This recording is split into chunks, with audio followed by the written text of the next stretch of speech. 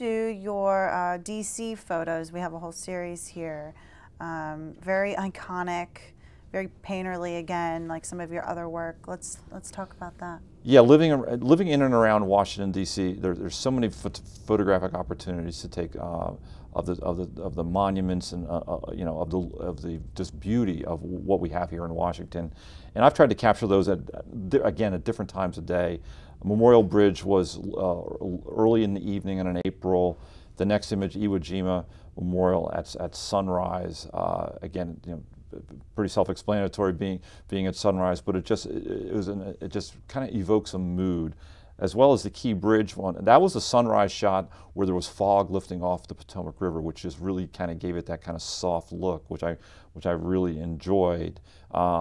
And then Washington D.C. at sunrise was last Labor Day, and it was kind of like celebrating the end of summer, and that's how why I really liked that particular image. And they're just framed so well. Do you crop out of camera, or do you crop while you're shooting? I try not to crop out of camera unless there's an absolute necessity to. I try to keep everything cropped in camera, which would, you know, digital gives you the opportunity to take a lot of pictures so that you can work that. But no, I try not to, but from time to time you will have to. Mm-hmm. And I want to talk now about this last group of images. We have Before the Storm with, it looks like a sunrise? Yes, that is a sunrise on the upper Potomac, well, the upper above Great Falls on the Potomac River. You asked earlier about HDRs. This is an HDR. This is what I would call a gentle HDR. The transitions are very soft and gentle, and not a lot of drama created, but it did help bring out the intricacies of the different colors that sunrise created. Right now, let's take a few minutes and talk about HDR, what it is, and how photographers use it. HDR stands for High Dynamic Range. A lot of photographers will use it when they take several images of one scene to bring out the highlights in their photos. They will do this in post-processing in programs like Adobe Photoshop, where they'll merge them together to bring out the highlights of an image where otherwise they may have been dulled or lost because of the circumstances with the light. We see in Michael's photos that he has used it in a few of them. He uses it in a very subtle way, not to make anything look fake or unreal. In one image he used it in was Before the Storm. And another one that he used it in was a street scene in Provence. And we looked at those earlier in the show. Those images were he used some HDR, and again, like I said, it was very subtle in the way that he used them, where they still look natural. A lot of photographers are not going to use HDR like photojournalists because they find that it casts an unrealistic light to their image, and they're trying to get capture a real moment at a real point in time. So a lot of fine art photographers will use HDR. A lot of cameras today, like the 5D Mark III, for example, and the new Nikon D800, have built-in HDR capabilities within them, so it eliminates the post-processing process altogether. There are ways to overdo HDR, and if you use it too much, just like if you oversaturate an image, it becomes almost metallic looking, almost like it's melting, like it's not very real. So a lot of people will spend time, it's not something that just takes a few minutes. You may spend hours or even days just trying to get this technique to work accurately for you. Now let's go back to Mike. The next photo in the list, which is Morning Woods, I really enjoy spending time along the Potomac River, particularly above Great Falls and at Great Falls. And this is a shot of a particular section of a park in Algonquian Park in Loudoun County, which is right next to the Potomac River. And the trees that border the river there are just so fabulously beautiful, and they just made what I felt was a good black and white composition. And then below the falls is one of my favorite Great Falls shots. Well after sunrise, but still before the sun cleared all the trees on the Maryland side, and looking up at the falls, and in a timed exposure, about a 15 to 20 second exposure, to kind of create those ripples that you see along the flowing river. And then the next black and white image in there is October Morning, which is one of my favorite images. Also, the image that was fortunate enough to be selected best black and white at the Waterford show. It's a 20-second exposure in October, an early morning that just was just really spoke to me in its drama and its depth of tones, and I just really enjoyed that. And the final one in this Potomac River series is called Steam. If you've ever spent some time along the Potomac River early in the morning, particularly when the air temperature is much cooler than the water temperature, you get a lot of natural steam that occurs. And this is the old fish ladder on the Maryland side where water flows down the ladder, and it created this beautiful steam effect in the fall. And the leaves are just about ready to turn.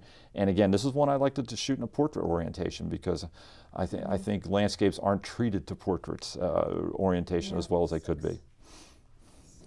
And then we move on to portraits. You've got two portraits here, both black and whites. First one is Jack. It's framed very tight on his face. How did you come about this? Actually, this was a little project for me. It was a personal project.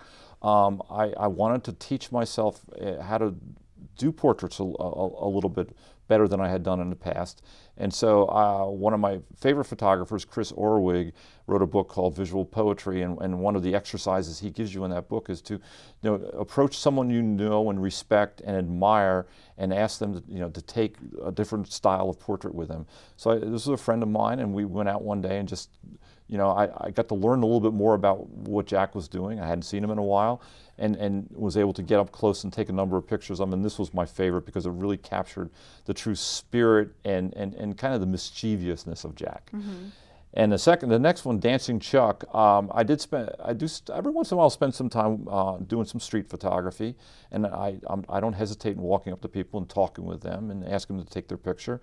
And this was a gentleman in Richmond, Virginia, who was very verbose and had a lot to say, and I just found his face and his whole demeanor to be very interesting. Very nice. From portraits, landscapes, you've got a lot of work here, a lot of nice work. I want to take a look at your portfolio now. It's very unique. Let's open it up and take a look inside at one of your images. Sure.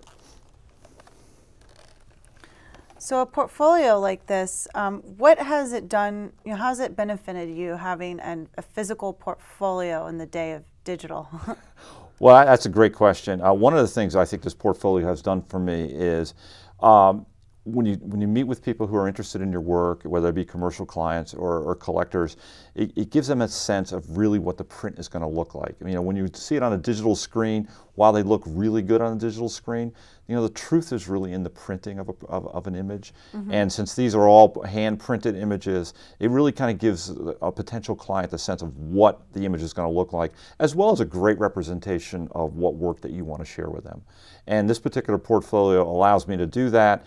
And the way it's designed allows me to be able to switch out photos depending on the audience who I'm sharing it with.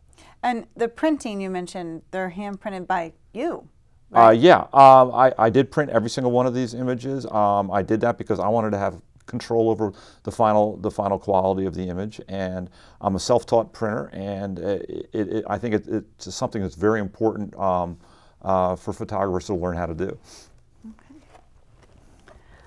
And the outside of the portfolio is very different from anything that I've seen. I love that it's translucent and it shows through to the images. Where did you get this portfolio? The portfolio I found at a small company in San Francisco, California called Pina Zangaro.